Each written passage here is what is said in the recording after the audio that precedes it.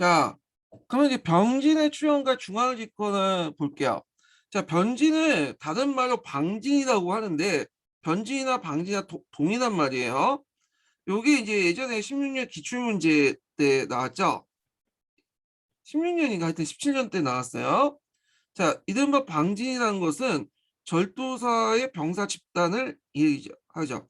그 기원에 대해서 쭉 나오고 있는데 여기 당태종 때 들어서 이제 그때는 이게 도나 뭐 진이나 성 이런 것들이 기본 단위였다 이렇게 얘기를 하고 있고 그 다음에 이제 이 고종 때 들어와서 이제 뭐냐면 절도사라는 명칭이 나왔다고 이렇게 돼 있어요. 고종 때 관련된 내용 볼게요. 자, 고종 연희 연간부터 사지절을 가진 도독을 절도사가 부르기 시작했고, 자, 그래서 이제 여기에서 절이라는 것은 군대 지휘권을 얘기해요.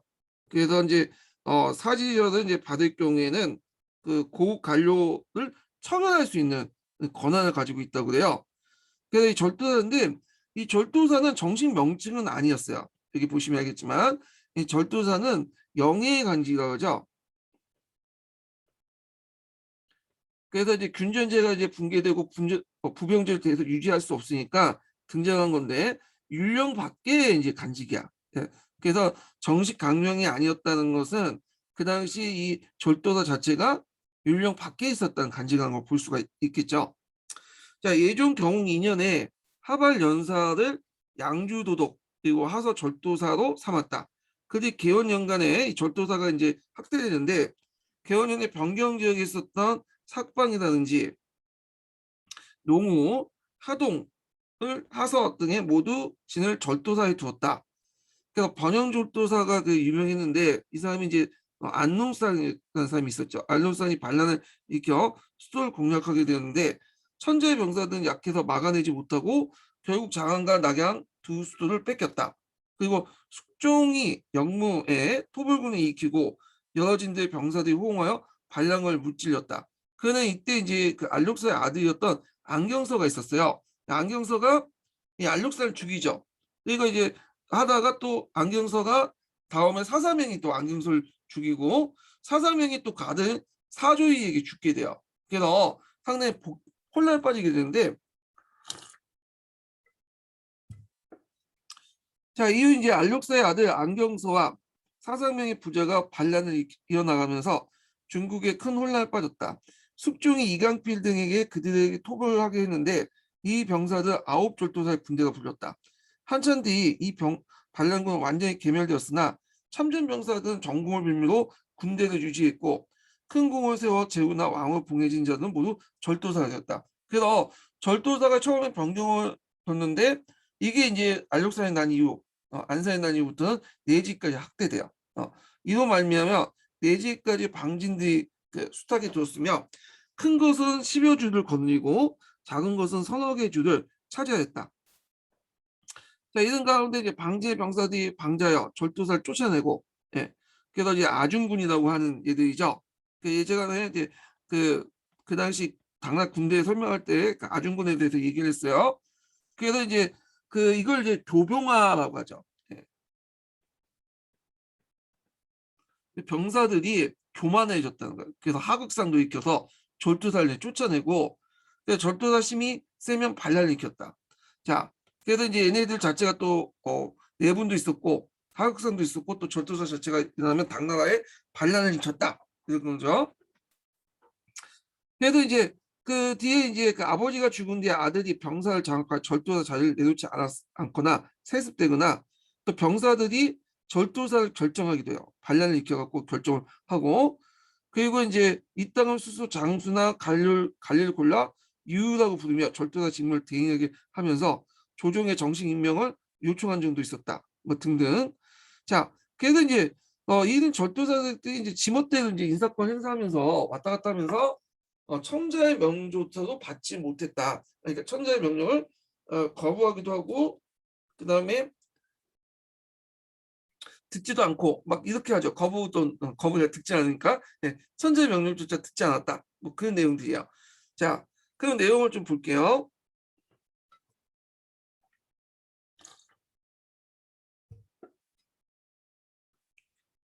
자, 당나는 안록사와 사사명의 반란, 곧 안사의 난으로 수도가 함락당하는 통정 등하의 위기를 맞았다.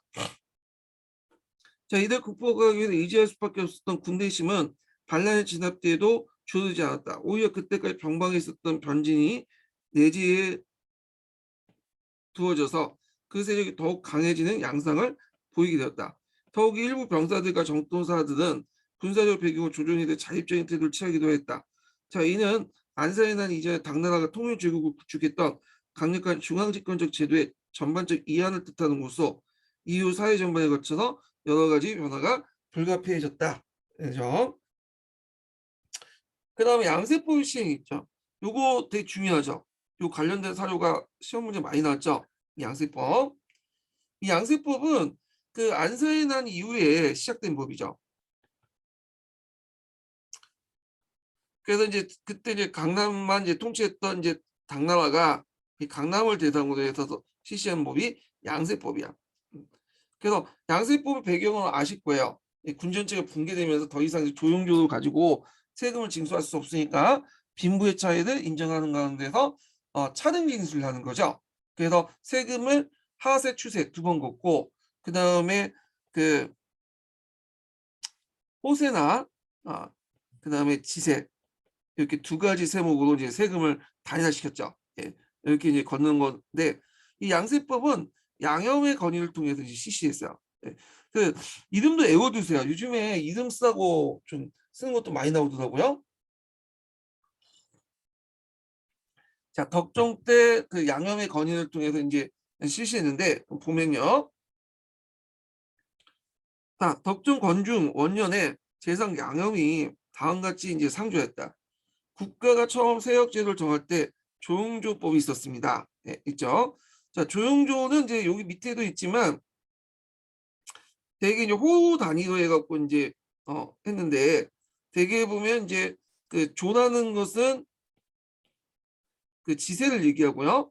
그다음 조라는 것은 특산물을 얘기하죠. 그다음에 용을 역이라고 하죠. 역. 네. 그래서 이제 이렇게 해서 조용조인데 이 조용조는 땅을 균등하게 분배된 대가로 군전을 분배한 대가로 징수한 것 때문에 이게 균등 분배 아니에요? 그러니까 조용조도 원칙적으로 뭐가 되겠어요? 똑같이 받았으니까 균등 징수가 되겠죠. 자, 그래서 이제 이렇게 이제 했던 거야. 그런데 이 균전제가 붕괴되니까 조용도 납부를 못하죠. 그래서 이제 안 되겠다. 빈부의 차이를 인정하고 이걸 인정하는 가운데 실시한 것이 양세법이죠. 그래서 양세법은 균등징수가 아니라 차등징수야. 예. 숙종 지덕 연간 이후로 천하의 병사들이 반란을 일으키자. 예. 자, 요거는 이제 딱 안사의 난이죠. 예. 요거 쉬운 거지만 그래 기억을 해두세요. 예. 요 관련된 문제 나왔어. 예전에 안사의 난 나올 때 요 관련된 내용을 딱 주시면서 이게 무슨 난이냐 이렇게 물어보는데 이런 거 그냥 주는 문제야. 그냥 예. 어느 정도 이제 체화점을 방지하기 위해서 주는 문제인데 요걸 실수 틀리면 완전히 학교권에 멀어진 거야.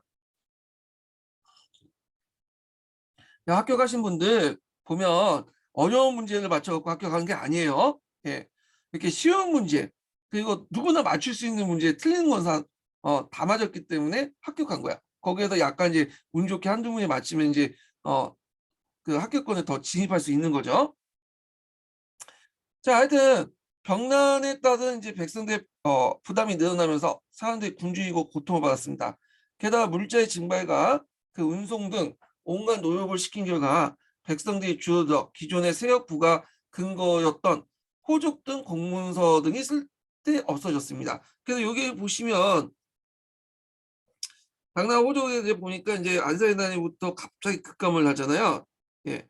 그러니까 이제 이때 이제 급감한 게 인구수 급감도 있겠지만 제일 중요한 게 인구가 늘어나도 이걸 파악하지 못하니까 호족 같은 게 없다 보니까 그런 이런 것들이죠. 주로 이제 파악될 수 있는 호는 강남 지역에 있었던 호들이었죠.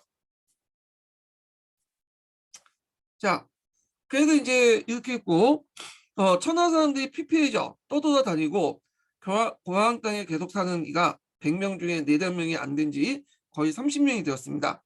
그 양형은 마침내 양세법을 만들어 세목을 단위하여 청하면 이렇게 했다. 그러니까 온갖 잡세를 이제 없애고 양세법으로 해갖고 두 개 세금만 지세, 호세 이렇게 있죠. 예. 그래서 호를 기준으로 해갖고 호등제죠.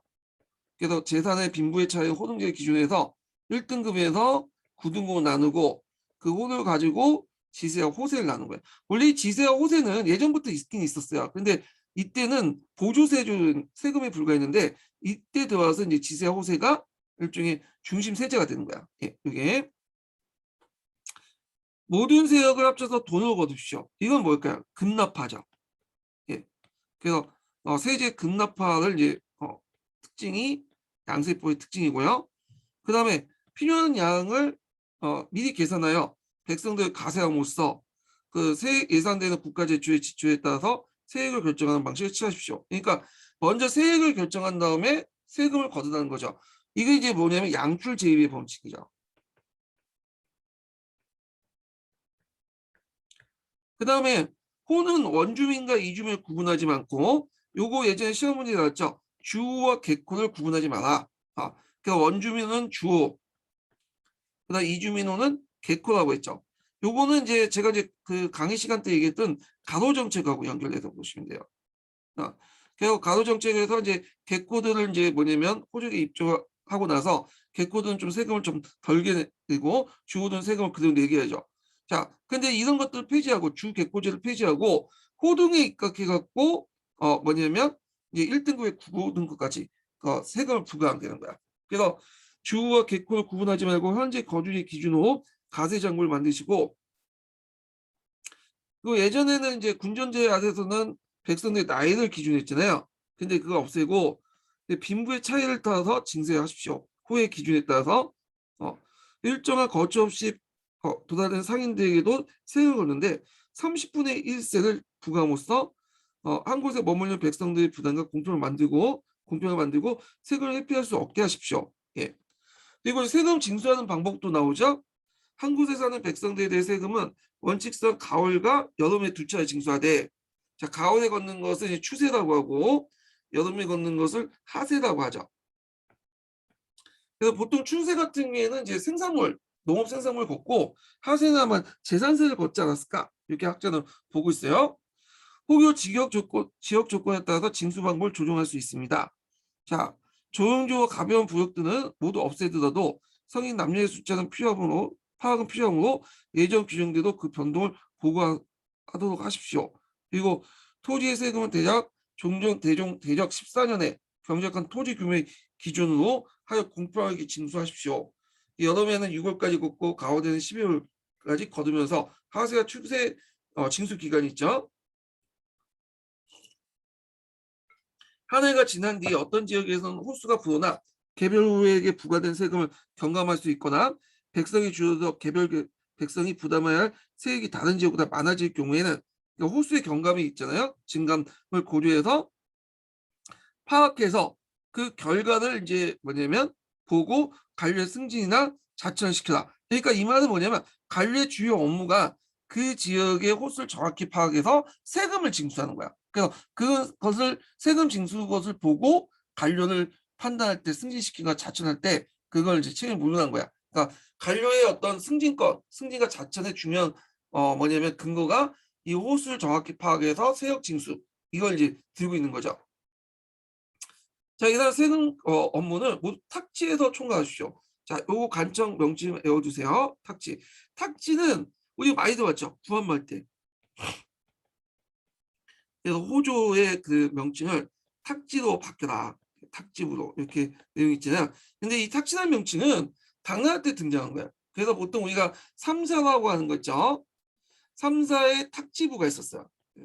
그래서 이 탁지부는 영해강직이야. 그래서 종전에 조영조 체제가 무너지고 당의 율령간제를 통해서 기존의 관료체제 가지고 세금을 징수 못하니까 그때 삼사라는 영해강직이 등장했는데 그 중에 한 부서가 탁지부예요. 탁지. 예. 그리고 나중에 이 삼사가 그 송나라 때는 이제 중앙간직으로 이렇게 바뀌어서 그 중앙간직 주요 그 재정기구 바뀌게 되죠. 예.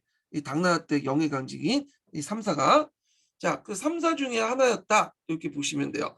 탁지에 관련된 설명이 그 밑에 있죠. 네. 그래서 상서성의 한 부서였지만 나중에는 송나라 때는 주요 부서 3사 중에 하나였다. 이렇게 보시면 되는데 읽어볼게요. 탁진은 상서성 후보의 한 기관으로서 예선을 편성하여 국가재정을 관리했다. 조용조법에 입각하여 만들어진 상소송 호부 기능이 양세법 시행 뒤 전반적으로 축소되는데 이 탁심은 오히려 그 역할이 커졌다. 따라서 재상이나 대신에 특별히 그 업무를 주관하기도 했는데 이놈의 탁지가 그 뒤에 호부로서 사실상 독립된 경향이 있었고 그리고 이 탁지를 비롯한 이제 3사가 송나라 때 주요 행정기구가 되죠. 재정기구가 되죠. 자, 그래서 이제 덕종은 양형의 제의가 좋다고 해서 여겨 시행하도록 했다. 이렇게 했죠. 그러면 관련된 이제 내용을 좀 볼게요. 잠깐 여기 출정을 잠깐 볼게요. 여기 출정 보면 왕부의 당해라고 돼 있어요. 보통 해요라는 것은 제도사예요. 제도사. 그래서 당나라 제도사 관련된 내용이죠. 해요, 해전 그런 말들이 나오면 그래서 예전에 청나라 해요가 있었어. 청나라 해요가 한번 나왔는데 그 해요에 있는 내용들이 나왔는데 이때 청계정이 나왔거든요. 근데 예전에도 한번 얘기했는데 어떤 강사분께서 이 청계정을 그 뭐라고 얘기했더라? 명나라 때 해금요고 설명을 했나 봐요. 말이 안 되죠. 이 청계정인데 어떻게 명나라 해금령이 나와? 청나라 제도와 관련된 내용인데 해금령은 비슷할지 몰라도 청계정이에요. 청계정. 예. 그래서 여기 보면 출처를 잘 보세요. 예. 출처를 보면 이게 시대가 명확하지 못하다. 그러면 그 밑에 출처 다 있잖아. 그래서 청나라 해요면 청나라고 명해요는 명나라 제도와 관련된 내용이다. 이렇게 파악을 해두시면 될 것 되면 되는데 하여튼 이 출처를 보는 것이 상당히 뭐냐면 사료 문제 푸는데 상당히 도움이 되거든요. 자, 그러면 한번 볼게요.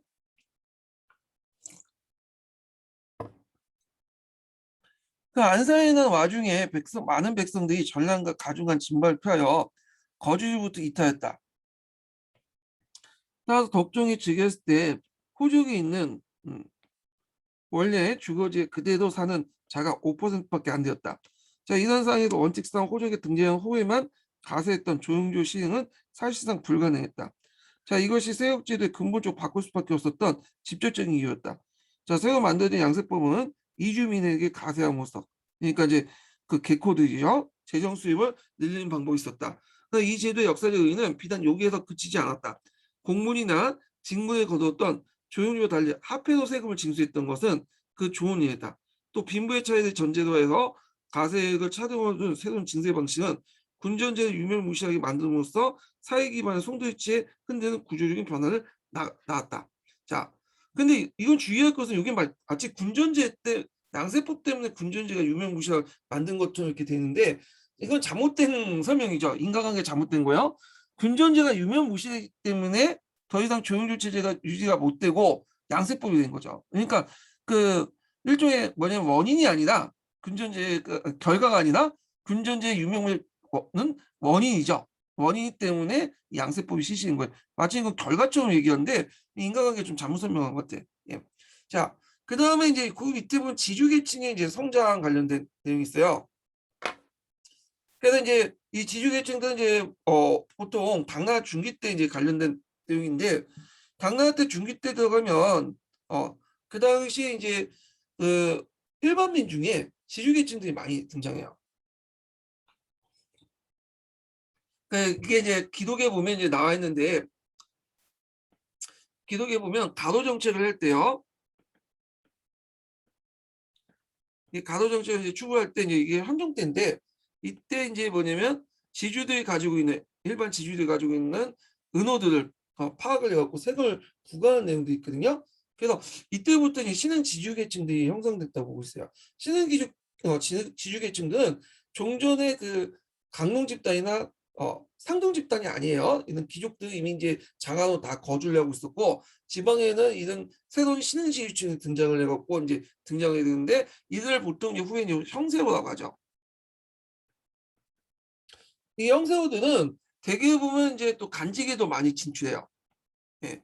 근데 물론 일본은 과거 시험을 통해서 이제 들어간 사람도 있어요. 과거 시험에도. 그래서 과거에 합격했고 했지만 이제 과거 합격률은 그렇게 높진 않은 것 같아요. 그 강자 중국사 그런 것들 보면 왜냐면 과거 합격하려면 일단 2부시를 통과시켜야 되잖아요. 근데 2부를 통과할 수 없죠. 얘네들 이제 지위가 이제 문벌 기준보다 좀 낮으니까. 그래서 과거 합격자도 있지만 또 뭐냐면 하급 관료도 들어와서 여러 가지 이제 그래서 주로 이제 하급 관료나 이설계층 그러니까 밑에 있는 서기도 들어가서 간직을 이렇게 하는 그런 실무자 역할을 해요. 그래서 이들이 상당히 실무자들 많이 그 출신들이 많기 때문에 지방행정들은 이들에 의해서 좌지우지 되거든요. 자, 그래도 이제 이런 새로운 계층들이 등장을 했다. 이런 것들 좀 기억을 해두시고 그다음에 양세법 같은 경우에는 이런 새로운 계층들 뭐냐면 공식적으로 인정해줬다. 이런 의미가 있겠죠. 자, 그래서 이제 요런 내용들이 이제 있는데 요런 것들은 좀 약간 뒤에 이제 좀 볼게요. 여기부터 볼게요.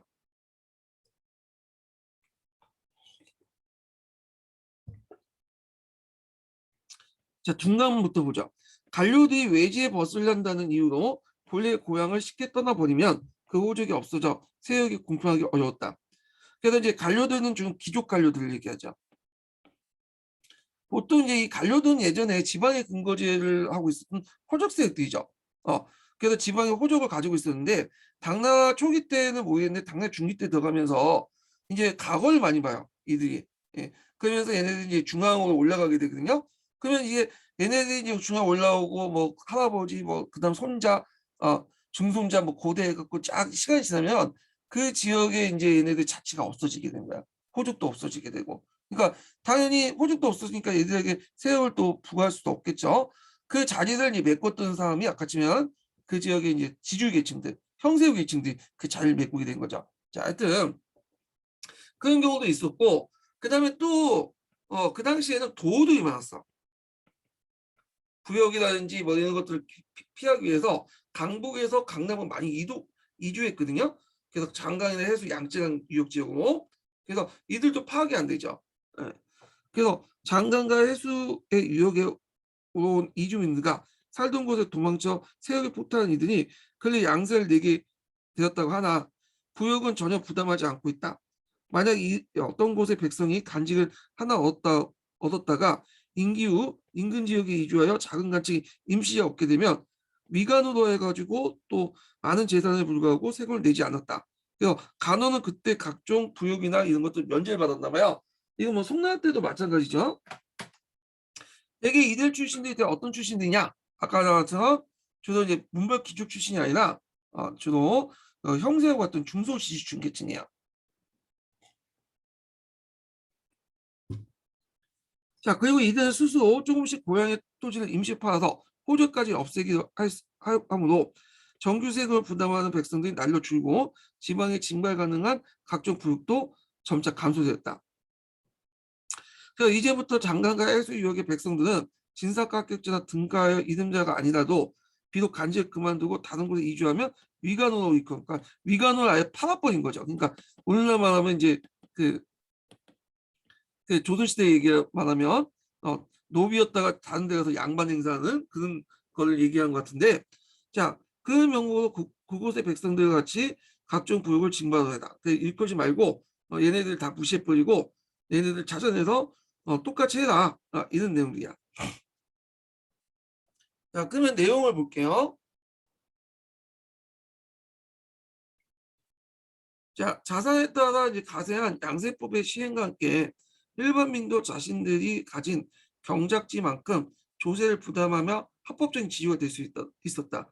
따라서 조영조법이 폐지는 후 진주계층대 발전이 촉진했는데, 자, 이와 같은 사회 변화 속에서 특히 유리한 위치에 점한 것은 자산에 비해 세역에 덜 부담한 이들이었다.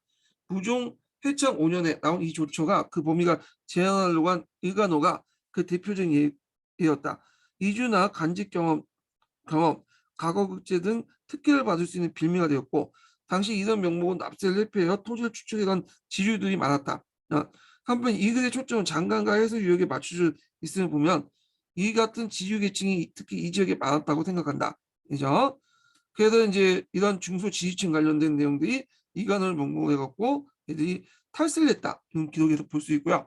이게 좀 눈여겨볼 게 문헌 영화라는 그 기록이죠.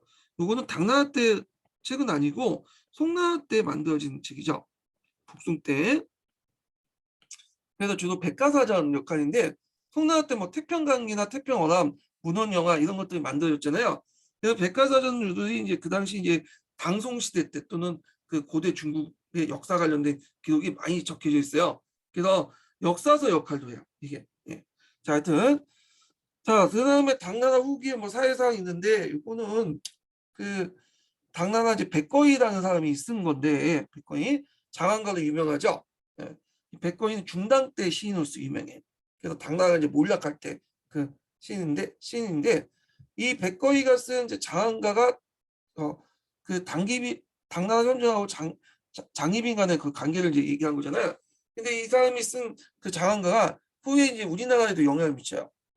어디에 영향을 미치냐면 그 동명왕평에 영향을 미치죠. 동명왕평에.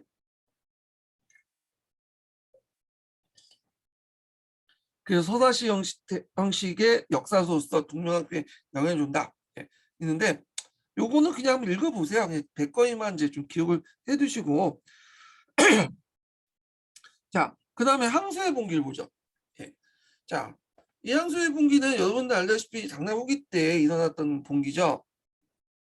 그때부터 예전부터 항소의 봉기 이후전부터 그 병사들과 농민의 그 봉기도 있었잖아요. 그래서 이 영향을 받아서 일어난 것이 항소의 난인데 항소의 난은 이제 상동성의 지역을 시작해갖고 전 지역으로 확산됐어. 그래서 장강 이남까지 초토화되면서 예전까지 이제 안사의 난 이후에 이제 당나라 정부가 계속 살아남았던 이유가 이 장강을 장악을 했기 때문이잖아요. 근데 장강은 이제 장악을 못하게 되죠. 항소의 난 이후부터. 그래서 당주의 생명선이 끊어지면서 이제 멸망을 하게 되는 어떤 그 계기가 됐는데 요 항소와 관련된 내용이야. 예. 그래서 뭐 이건 다 읽기는 그렇고 중간중간마다 좀 읽어볼게요. 항소가 반란을 일으킬 때 이제 같이 일으킨 사람이 왕선진이었어요. 원래 이 사람은 그 도둑놈은 아니었고, 그러니까 처음부터 도둑질을 했던 사람은 아니었고요. 염상이라고 하죠. 어, 소금상인이었어요. 근데 국가가 공식적으로 인정받은 소금상인이 아니라 주로 미염을 했던 사람이죠. 그러다 보니까 이제 이 영상들이 이제 그 미염했던 영상들이 군대도 같이 사병 집단도 같이 있었어. 그래서 만약에 이제 국가에서 이제 그 군대가 오면 단속하면 대항하기 위해서 예. 그래서 이제 왕선지하고 이제 같이 했다가 나중에 왕선지가 그 당나라에서 간직을 준다니까 그걸 냉큼 몰고 배신을 하죠. 그렇지만 항상 끝까지 하다가 왕선지 죽고 나서 그 왕선지 세력까지 다 통합을 해갖고 반란을 크게 확대시키죠. 예. 그 과정을 좀 볼게요.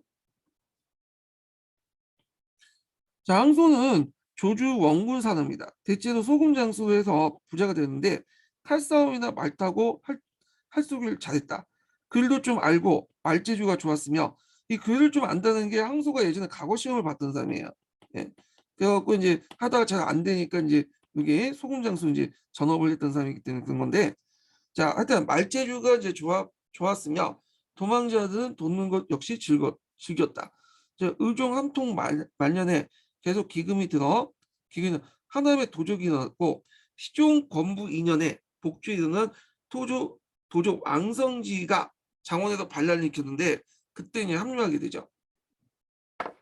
자, 왕성지가 장원에서 이제 반란을 일으켰는데 3,000명의 무리가 조조와 복주에 침입하여 10,000명을 사로잡아 세력이 커졌다. 항소도 반란을 일으키는 참에 자신을 따르던 8명과 함께 수청을 모아 왕성지에게 호응했고 하남의 15개 주를 돌아다니면서 노략질하면서 수만 명을 일으키게 되었다. 그리고 있고 자, 그 다음에 왕성지가 이제 그 당나라의 간직을 받고 있다가 나중에 당나라 정부에서 피살당했거든요. 피살된 후에 왕성지 이제 자녀 세력들 다 모아가지고 다시 일어나죠. 자, 항소가 박주를 포위하고 싸우고 있는 동안 왕성지에 부하였던 상군자 아우 상향이 그 장당을 데리고 항소에게 왔다. 항소를 왕으로 추대하여 충정대장군이라 부르고 관료를 임명하였다. 그래서 하남과 상남 그 백성 10만 명을 이끌고 해남을 약탈한 뒤 왕패란 용어까지 사용하였다. 그래서 국가를 만들었다 이렇게 보시면 돼요. 그래서 이제 결국에는 이제 그 뒤에 보시면 이제 하지만 결국엔 진압이 당하죠. 그래갖고 이제 주정춘인 그 항소의 부하장수였어요. 원래 주정춘 주체가 예, 주체에 의해서 이제 진압이 되죠. 그렇지만 이제 이 주체가 나중에 절도된 후에 그 주정춘이라는 이름을 이제 받게 되고 이들이 이제 뭐냐면 또 반란을 일으켜갖고 결국에는 당나라가 망하게 돼요. 예. 그래서 이제 이런 내용들을 기억을 해두시면 될 것 같고요. 자, 그러면 요 관련된 내용을 볼게요.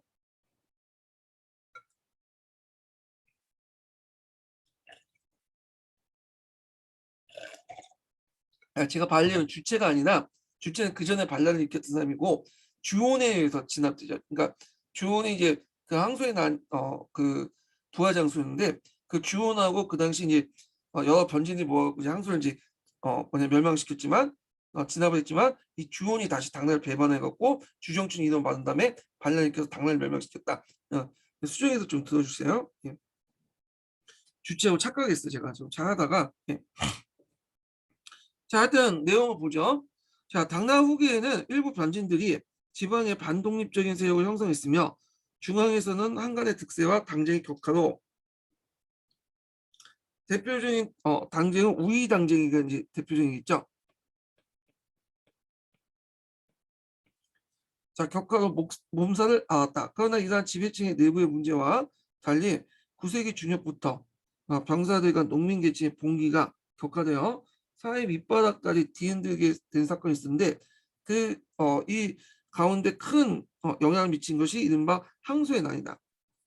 상동성 지역에 시작된 이 난은 10년 가까이 그 당시 그 당나라 전역에 휩쓰였으며 특히 안사의 난 때 전란을 피하였던 장강 이남 지역까지 초토화시켰다. 당시 신흥 발전 지역으로서 국가의 주요 기반이 됐던 양증 하류 지역이 그 당시 이 지역의 파괴는 각 당조의 생명성을 끊어짐을 의미한다. 자, 장안 공고제 소식 기록은 이미 이러한 당나라 운명을 상징적으로 보여주고 있다. 이렇게 있고요. 자, 그 다음에 이제 요 관련된 내용이 이제 중에 문벌세의 약화 내용이 있어요. 그래서 당나라 후기에 들어가면 이제 과거 합격자 출신이 들어가고 그들이 이제 또 파당을 형성하죠.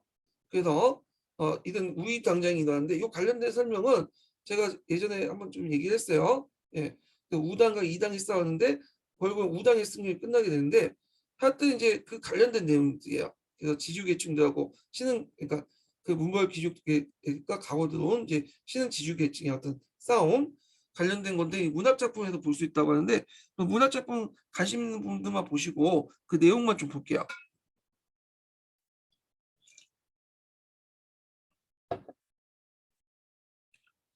자, 순환 이후에 개인의 능력을 중시하는 각오제도가 실시한 결과 남북조 시대 이래 번성했던 문벌들은 차츰 세력화가 됐다. 그래서 안사의 난 이후에 초대한 혼란과 그 뒤 지주계층의 성장은 이런 현상을 가속화시켰고 당나라 후기 때 평범한 집안 출신으로 과거에 급제했던 큰 하락을 낸 인물이 적지 않았다. 자, 오승효를 중심으로 뭉친 과거 그 합격자들은 이두용과 같이 우당이라고 하죠. 근데 우당은 이제 진사가 출신의 신흥 지주층들을 중심으로 했고 이에 반해서 이당인 이덕유를 중심으로 한 이 사람들은 음소를 통해서 합격했죠. 예. 그래서 얘네들이 싸움이 일어나. 예. 우승효를 중심으로 한 뭉친 과거 합격자들은 이동유와 같은 명문 출신 관료들과 대립할 만큼 성장한 것은 그 대표적인 예이다.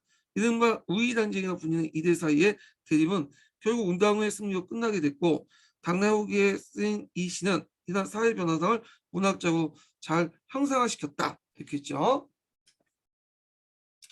자, 그 다음에 이제 요 중소지주의 생활사는 육구몽이 당나라 때 이제 그 중소지주와 관련된 내용인데, 그 당시 육구몽은 이제 그 과거에 급제하지 못하고 정규 관료가 될 수 없었지만 시한 문장은 많이 남겼다고 해요.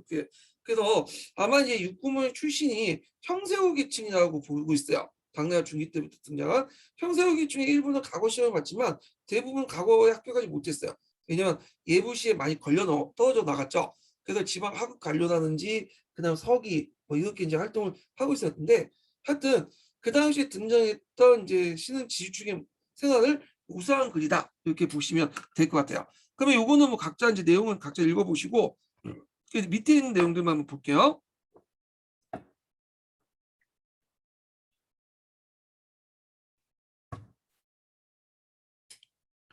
자, 육구몽은 과거에 급제하지 못하여 정규 관료가 될 수 없었으나 많은 시와 문장을 남겼다. 자신의 생활상을 그린 이 글에 의하면 당시 활발히 개간되기 시작한 태우 주변에 상당한 규모의 경작지를 가진 육구몽은 농사꾼도 여러 거느린 지주였던 걸 보인다. 근데 그가 직접 농경을 참여하고 내사경이라는 요거 뭐 이름 정도 외워두시는 것도 좋겠죠. 자, 내사경이라는 이제 그 뇌는 이제 그 밑에 있는 일종의 신경할 때 피는 쟁기 일종이에요. 예. 뇌하고 사는 그 농기와 관련된 저작도 남겨 기존의 특권적 대지주들과 달랐다. 육구몽이 양세법 이후에 시행 이후에 이제 신흥 중소 지주층의 정형으로 여겨지는 것은 바로 이 때문이다. 자, 여기에서 아울러 주목된 것은 독서와 차를 즐긴 그의 문화 생활이었는데 여기 좀 눈여볼 게 이제 차가 마시는 차, 응답풍습이 있었죠. 차는 한나라 때부터 들어왔다고 이제 보고 있는데 널리 응답풍습이 이제 유행되기 시작한 건 당나라 때부터요. 그래갖고 당나라 때부터는 차를 전매해갖고 이제 전매 특허를 해갖고 하죠. 전매 판매를 하죠. 그래서 전매를 시작하죠. 차에 대해서. 그래서 이 차세를 바탕으로 다세를 바탕으로 만든 군대가 이 신채군이야. 한번 들어봤죠? 당나라 말기 때 만들어진 이 중앙군 신채군. 자, 이와 같은 지주들이 점차 사대부 소양까지 갖추게 되면서 결국 문벌 대신에서 새로운 시대를 이끄는 주역이 될 수 있다. 예. 자, 이와 같은 지주층은 주로 어떤 계층일까요? 당나라 중기 때부터 등장한 지방에 등장한 형세후 계층들이죠. 그러니까 형세후들이 송나라 때 각을 봐서 사대부가 되잖아요. 예.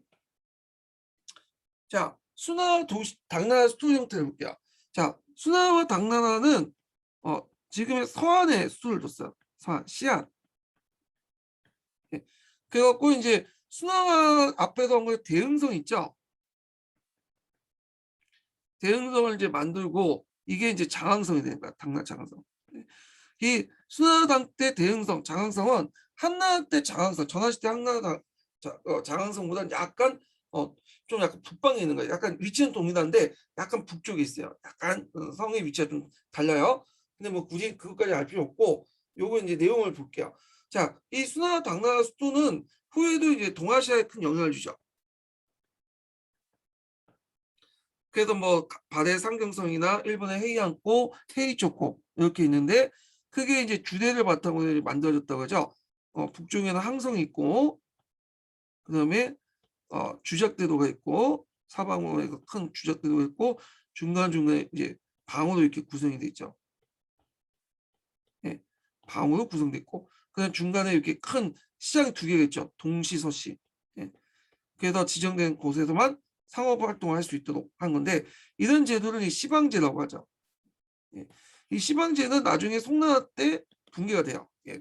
자, 그래서 상당히 계획도시적인 모습을 보이고 있다. 그리고 당나라 때 장안은 인구가 100만이었어요. 그래서 세계 최대 도시였죠. 바그다드, 그다음에 당나라 장안, 그리고 그다음에 콘스탄티노플 이렇게 3대 도시 중에 하나였고 그리고 따로 상당히 개방적인 모습을 가지고 있다. 그래서 당나라 장안 관련된 내용이 예전에 기출에 한번 나왔어요. 예, 당나라 문화와 함께 한번 나왔으니까 파악을 해주세요. 자, 한번 볼게요. 수나가 도읍을 건설할 때 네, 그래서 이제 그 비록 모범적인 성황의 법에 그대로 따를 수 없었으나 도성안에 가로수 바둑판을 나누니 그러니까 방 이렇게 나눠갖고 나누는 거죠. 이렇게 나눈 구획을 모두 자로 그린 듯 반듯했다. 그 구획을 방이라고 하죠. 그 방은 지금 자이 아파트처럼 이렇게 이제 그 담이 있고 그 밑에 이제 여문이 나갖고 문을 이렇게 딱 있어. 그래서 그 여문을 통해서만 왔다 갔다 할 수 있도록 이렇게 만들었죠. 그래서 담을 쌓고 그 담의 문으로만 통행하여 나쁜 짓을 한 자들은 도성에 발을 붙일 수 없었다. 또한 조정과 간청의 건물들을 백성의 거주나 시장 구역과 서로 섞이지 않게 만든 것이 역시 탁월한 지도였다. 그래서 시장 구역 같은 경우에는 동시서시해갖고 딱 지정된 곳에만 시장을 개설할 수 있죠. 뭐 낙양도 그 당시 마찬가지였고요.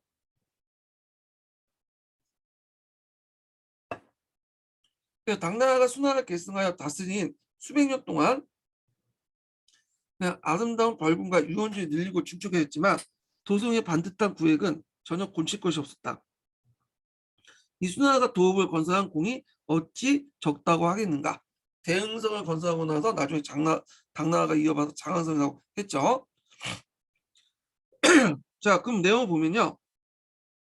송대 여대방이 장안성의 지도를 그리면서 쓴 이 글은 그 수나와 당나라의 도읍지 모습을 잘 설명하고 있다.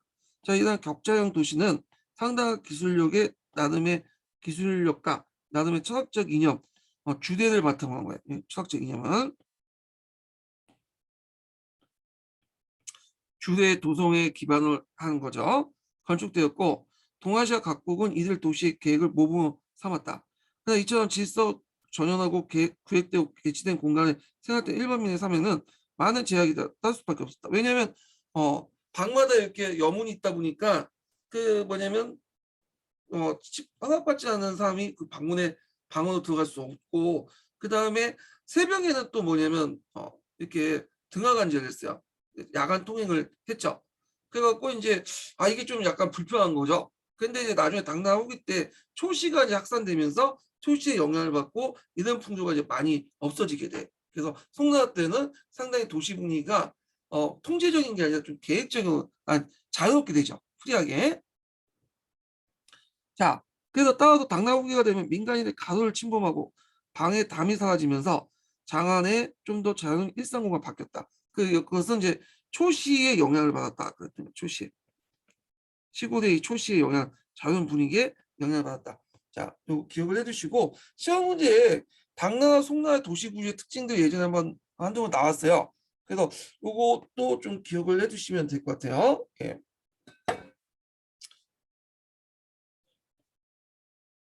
자, 도교와 불교의 융성을 볼게요.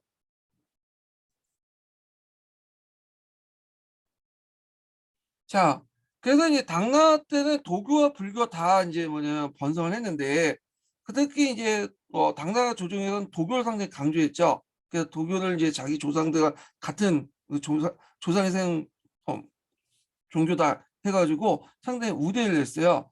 그래서 이제 도교도 그 당시 남천사도 북천사도 이렇게 나눠졌는데 통합을 했고요.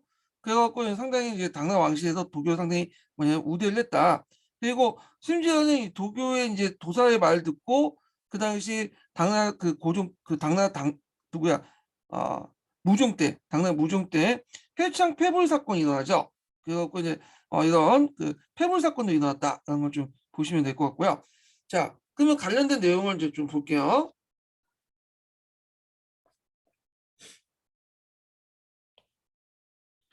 자, 태상 노군 노자께서 알려주신 모범의 뜻이 청호에 있고 석가모니에서 남기신 글이 이치 인가에 있다. 자, 이 두 가르침을 자세히 살펴보면 진리의 그 설명 방법이 다를 뿐 그 근본은 세상에 도움을 준다는 건 똑같다. 근데 도교의 큰 도가 행해진 것은 아주 옛날부터고 그 근원은 천지가 생기기 전에 이미 나왔고 만물 초월에 실현되었다. 그러나 불교는 서역에서 흥성하기 시작하여 후한 때 와서야 중화의 땅을 통해서 전해졌다. 사실 신비로운 변화의 이치는 다양하고 선악에 대한 응보의 인연도 하나만 아닌데 사람들은 근년에 이르러 더욱 불교에 빠져 현세의 복을 구하면서 내세의 하를 두려워했다. 자, 이로 인해서 세속에 얽매인 자들은 이 도교의 진리를 들으며 크게 비웃고 기이한 걸 좋아하는 자들은 불교의 깨달음을 받으며 다투어 몰려들었다. 처음 시골 마을에서 시작된 이단 풍조가 결국 조정까지 휩쓸려 원래 중화의 풍속과 다른 불교의 경전이 그 여러 도교의 진리보다 번창하고 여러 중화의 가르침이 성불하려는 믿음에 뒤지게 되었다. 짐의 집안이 주나와 주사였던 태사 농군에 나왔고, 요건 이제 뭘 얘기하냐면 여기에서 이제 태사 농군에 나왔다는 거는 이제 그 노자의 이름이 이예요. 그러니까 이제 농소 이씨죠. 같은 집안 출신이라는 거야. 예. 그래서 요걸 얘기해요. 그래서 당나라 황제들은 노자의 이름을 이라는 기록을 걸어 그의 후손에 자처했다. 이 말이죠. 왕조의 창성도 도교에서 가장 중시한 상덕의 힘이었으며 천하의 안정 역시 무의라는 도교의 가르침에 의지한 것이다. 자, 그러면 마땅히 이러한 풍조를 바꿔 도교에 의한 교화를 펼쳐야 된다. 이제부터 의례 행사와 호칭도 도교의 승려를 불교의 승려보다 위에 둘 것이다. 이런 내용이죠.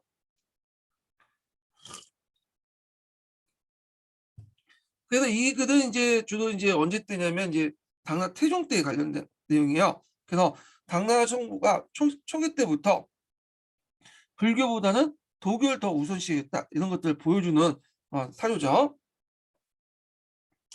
자, 그럼 내용 볼게요. 자, 수나와 당나라에서도 남북조 시대 마찬가지로 도교와 불교가 매우 융성하였다.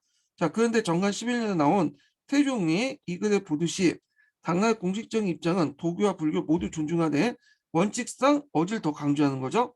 도교를 더 중시 여기는 거야. 자, 그러나 당나라 전기까지 이 두 종교는 물론 유교를 포함한 새 가르침이 대체 모순 없이 공존되었다.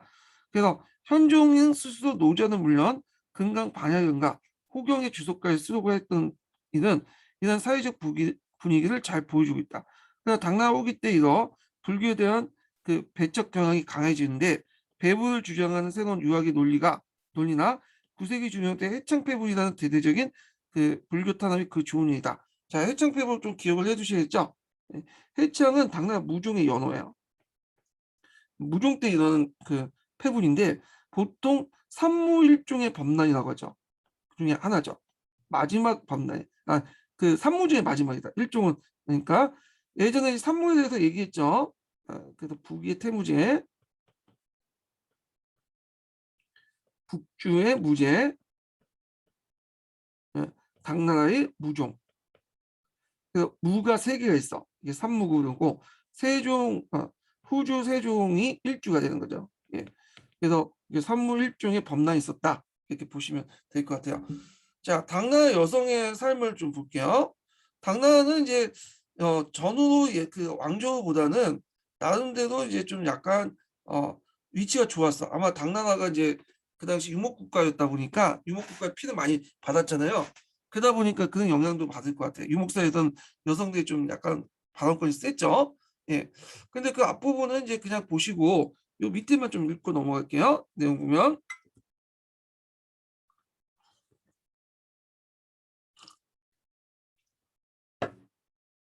자, 여기 보면 당나라 무덤에 출토된 여성의 인형들 중에 그 남장을 하거나 그 말을 타는 그런 자유분방한 모습들이 적지 않았다. 이 인형들은 이제 당삼체를 주로 얘기죠. 당삼체. 당삼체는 도자기로 만든 거예요. 도자기. 그중에 이제 인형을 만든 것도 있겠죠. 도자기를 만들어서 인형 구운 것도 있는데 요거는 이제 실제 그 뭐냐면 사용했던 그런 것은 아니고요. 주로 부장품을 많이 사용했어요. 부장품. 자, 실제로 당시의 기록에도 수석 배우자를 선택하거나 이혼한 여성을 보이고 송대 이후에 달리 개가로 큰 흠이 되지 않은 사였다. 자, 그 이 이야기는 전란 속의 특수한 상황을 배경으로 하지만 이러한 당나라 상황과 무관하지 않아 보인다. 여성이 정조를 잃은 것에 개의치 않았고 당시 여론도 그녀의 자유로운 배우자 선택과 이별을 결코 문제 삼지 않았다. 예, 이렇게 있고요.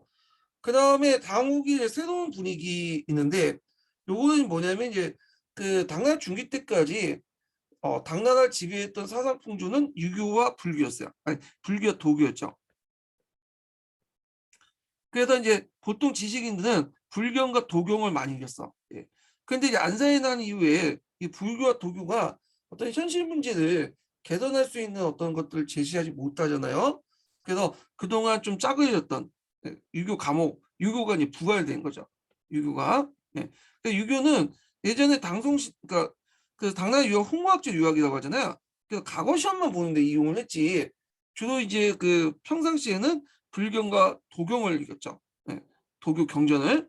근데 이제 안산난 이후 당나라 말기 때 불교와 도교를 비판하면서 또 그들의 영향을 받으면서 새로운 유교가 조금씩 등장을 해요. 예, 뭐 한유나 유종원 이런 사람들이 등장하면서 종전의 불교와 도교를 비판하고 새로운 유교를 이제 조금씩 재창을 하게 되죠. 이게 나중에 송나라 때 신유하고 연결되죠.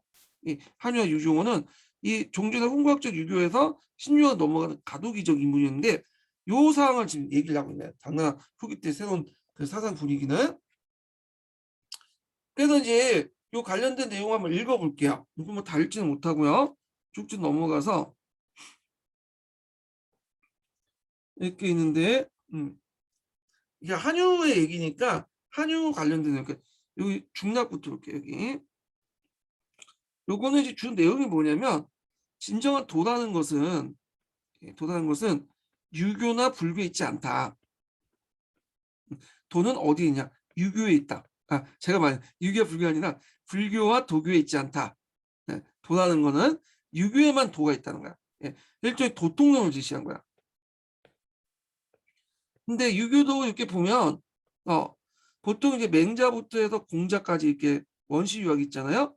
요게 유교가 이제 한당 유학으로 넘어간 게 아니라 새로운 유학으로 넘어갔다. 이런 식으로 얘기를 하고 있어요. 그래서 한당 유학에 이제 어떤 훈과학적 유학을 좀 부정하는 그 내용도 있거든요. 그래서 이런 도통론을 최종비한 사람이 나중에 송나라 때 정의 형제죠. 그 얘네들이 또 도통론을 주장했잖아요. 이 도통론도 마찬가지예요. 한당 유학을 부정을 해. 그래서 원시 유학 때 가서야 이제 얘네들 우리가 계보를 이었다. 뭐 이런 내용을 하고 있는데 요 내용을 지금 얘기를 하고 있어요. 주 내용을. 그래서 불교와 도가 가지고 있는 도를 부정하고 유교만이 도를 갖고 있다. 도를. 그 유교의 정통은 한당 유학이 아니라 저쪽 그 춘추 전국시대 때 이런 맹자, 뭐 공자 여기에 찾아야 된다. 뭐 이렇게 얘기를 하고 있어요. 지금.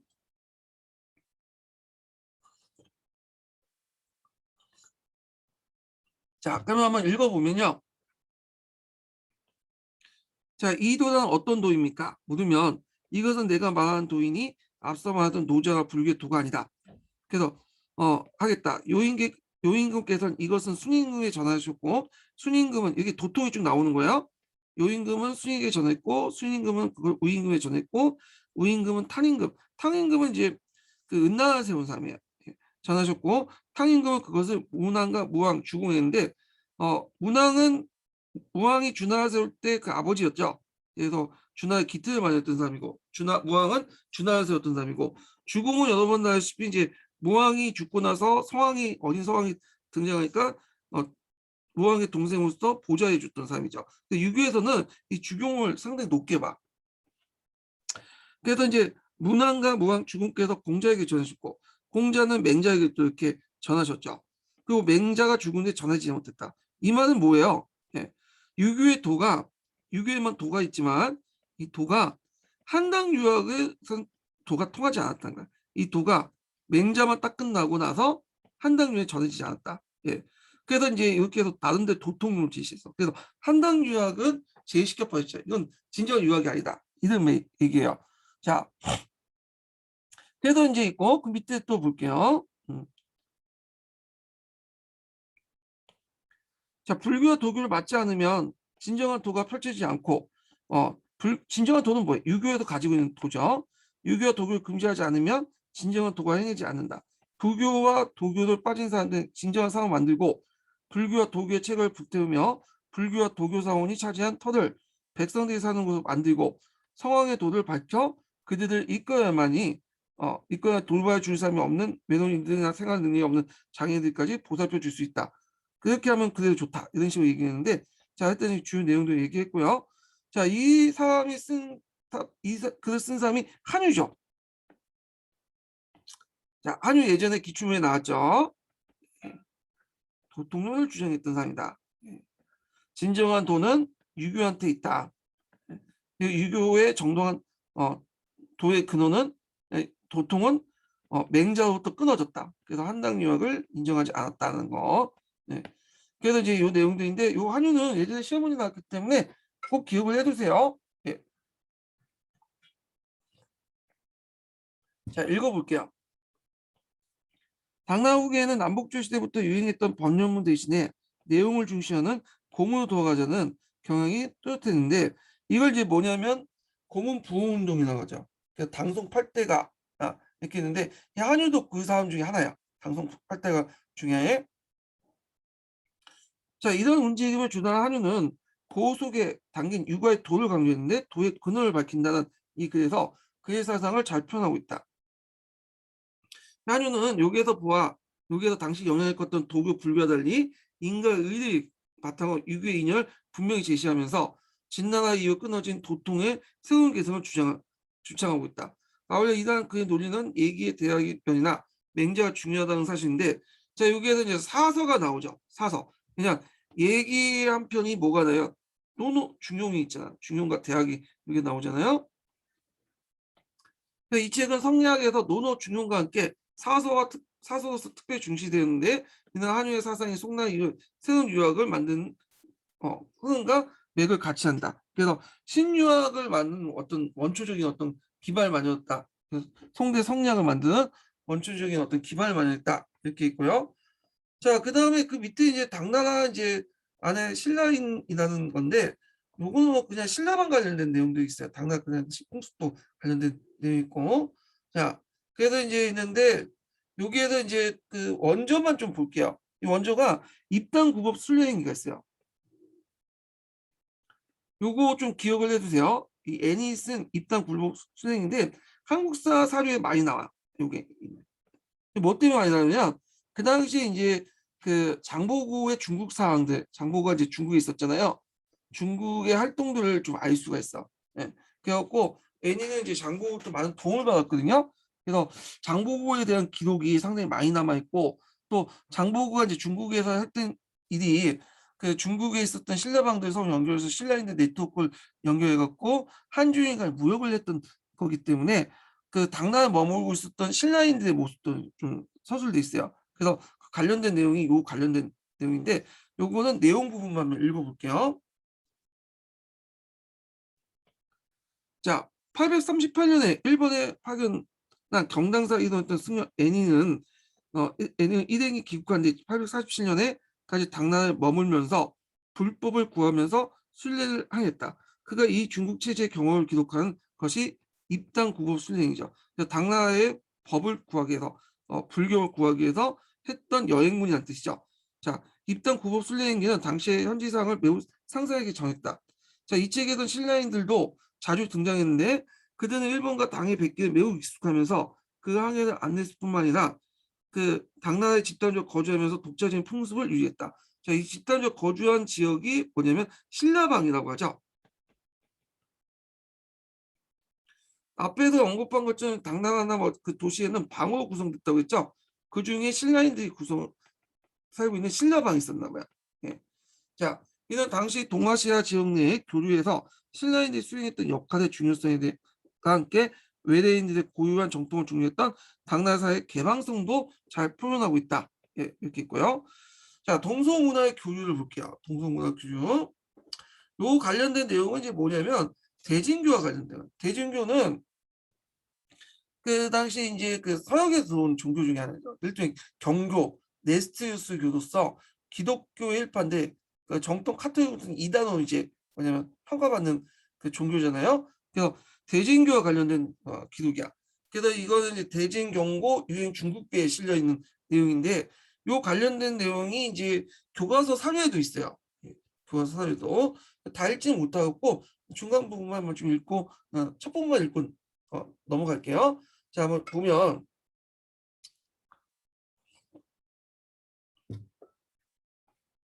자, 대진사 승려 경전이 지음 있는데 이 대진사와 관련된 내용 볼게요.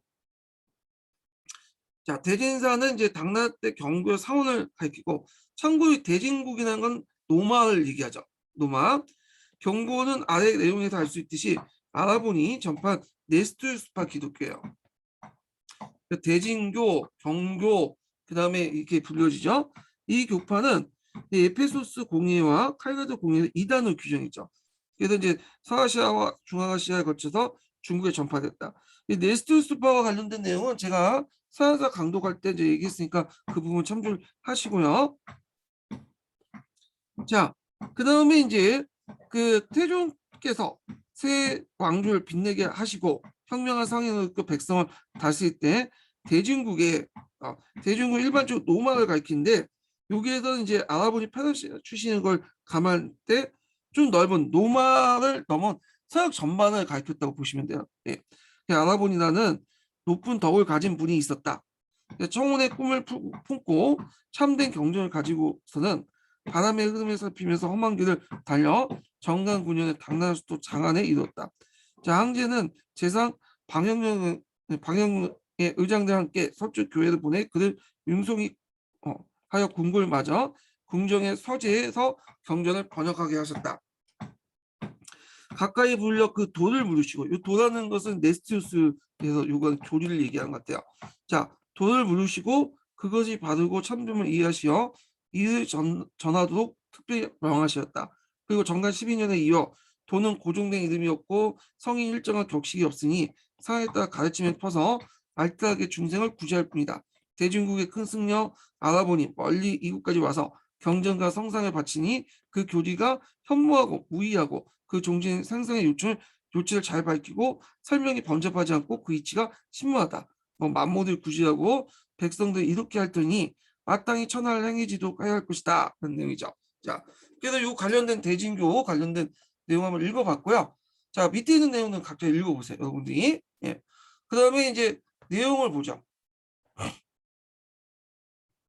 자, 여기 보면 그 출처가 이제 왕창의 금속 치체라는데 금속 치표는 뭐냐면 그 여러 탁본들 때 가지고 여기에다 적어 놓은 거야. 그 중에 이제 대진경고 유행 중국비 비문고 대진경고 유행 중국비가 있는데 요게 탁본을 떠서 여기에다가 씌워 놓은 것 같아요. 예. 여기 있는 탁본 내용이에요.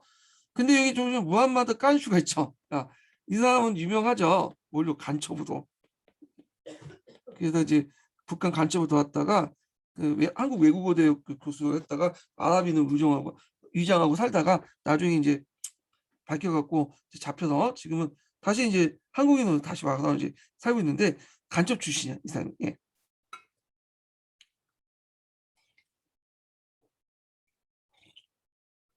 자, 이거 무함마드 깐슈는 중국 아랍인이 아니라 한국 사람이에요. 예, 북한 간첩으로 유명했던 사람인데 시험 문제 나오지 않을 것 같고, 자, 내용만 읽어볼게요.